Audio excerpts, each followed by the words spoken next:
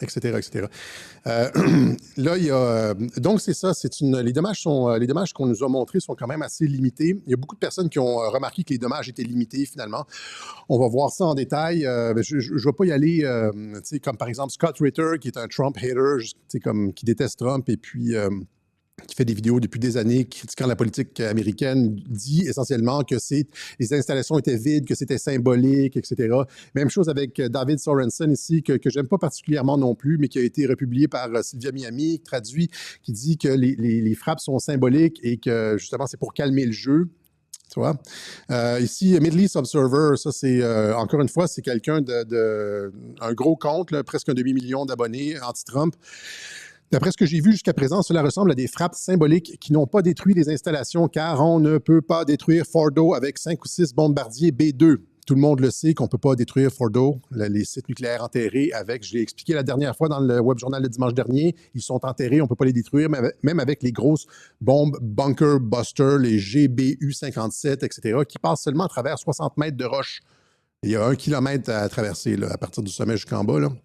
Donc, ils prétendent avoir utilisé 30 tonnes d'explosifs. Ce n'est rien. Rien que pour Sayed Hassan Nasrallah, ils ont utilisé 80 tonnes d'explosifs. Pour détruire Fordo, il faut des centaines de tonnes, pas 30, des centaines de tonnes d'explosifs avec des dizaines d'avions dans une opération qui continue, genre avec des ravitaillements en altitude, etc., etc., des heures et des heures de bombardement incessant, à moins qu'ils aient utilisé des armes nucléaires. Ils veulent sortir de la guerre sans paraître humiliés et vaincus. Les États-Unis ne sont jamais entrés en guerre, mais c'est ça. L'idée, c'est ça, c'est de faire quelque chose pour sortir de la guerre, parce que c'est ça que le tweet de Trump dit. Il arrive à la fin de son tweet, il dit « Nous avons une opération extrêmement réussie de bombardement des sites. Le nucléaire iranien n'existe plus. Maintenant, on peut faire la paix. » C'est exactement ça qu'il dit, hein.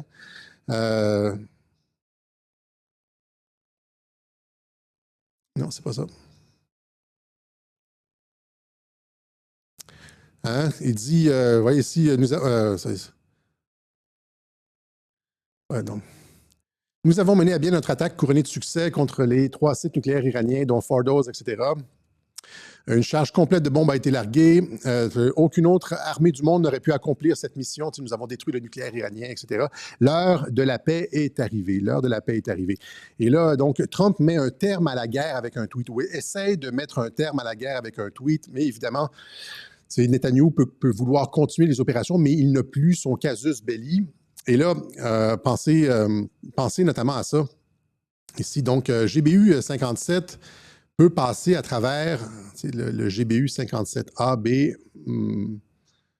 peut passer à travers 60 mètres, 200 pieds de roche. C'est comme de la roche, comme une montagne. 200 pieds, c'est quand même beaucoup. Hein, de 60 mètres, 200 pieds, c'est comme cet édifice-là ici, à titre de comparaison. C'est-à-dire, tu lances la bombe, elle touche le toit de l'édifice, puis elle est capable de passer à travers toute cette hauteur-là de roche comme montagneuse et d'exploser après 60 mètres en dessous. Boum! C'est quand même énorme. Imaginez la puissance de ça. C'est comme... sauf que...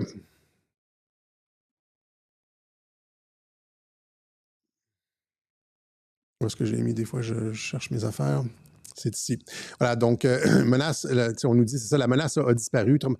Et là, on regarde les images satellites et vous voyez ici, donc, 3 trous près du sommet. Vous voyez les 3 trous, les 6 bombes, les 3 trous près du sommet. Très bien, très bien. On élargit comme ça pour voir exactement où est-ce qu'ils ont frappé. Ça, c'est des images de ce matin.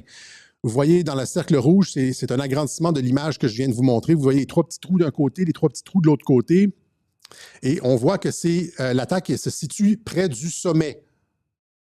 Pas près de la base, près du sommet, c'est-à-dire l'endroit où c'est le plus épais, où il y en a le plus épais. C'est ça, les GBU 500, les GBU 57, là. C'est ça, c'est une bombe de, je pense, en tout cas, je me rappelle plus, là. C'est 2 tonnes, ou je me rappelle plus, c'est, en tout cas, avant d'entrer en ondes, souvent, j'oublie les trucs. Et donc, c'est ce qu'il y a de plus gros. Il n'y a rien de plus gros pour passer à travers les...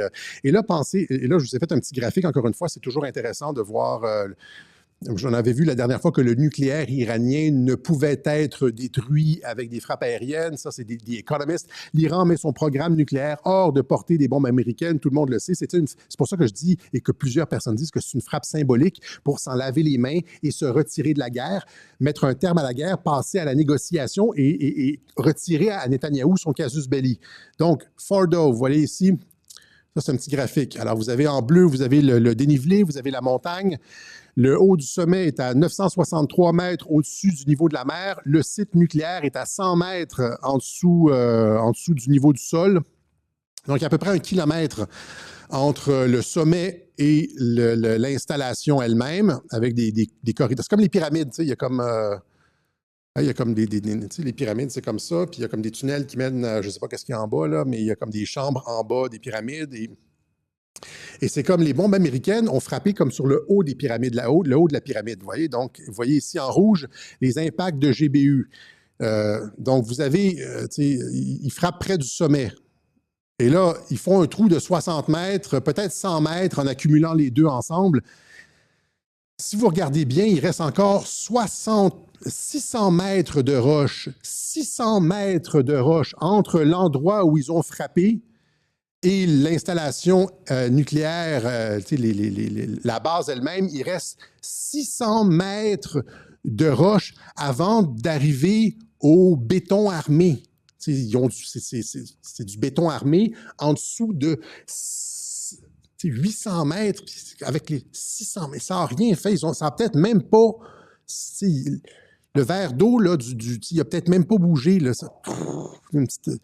ils ont presque 1 kilomètre, un demi-kilomètre de roches concassées. Donc, ça n'a absolument rien fait.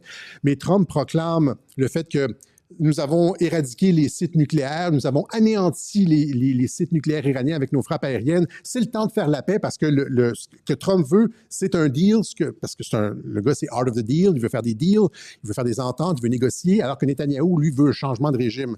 Un changement de régime, pas seulement... Il y a quelqu'un qui m'a envoyé ça par courriel, et c'est vrai que ça a un sens, hein, c'est-à-dire que n'oubliez pas, l'Iran, c'est un des seuls pays à ne pas avoir une banque centrale contrôlée. Il y en a quelques-uns des pays qui n'ont pas de banque centrale contrôlée par la BRI, la Banque des règlements internationaux.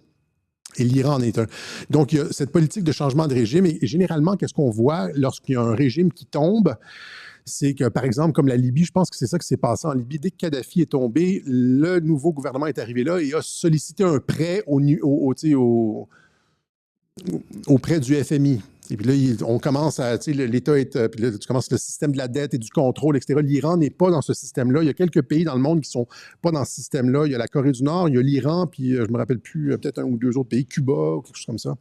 Ils sont très, très... Et donc, le changement de régime, c'est pas... il y a aussi une question, j'en ai pas la certitude, mais il y a comme, je trouve intéressant cette avenue-là le fait de vouloir, parce que c'est ça qu'ils font partout, c'est la dollarisation, imposer le dollar, imposer l'endettement, imposer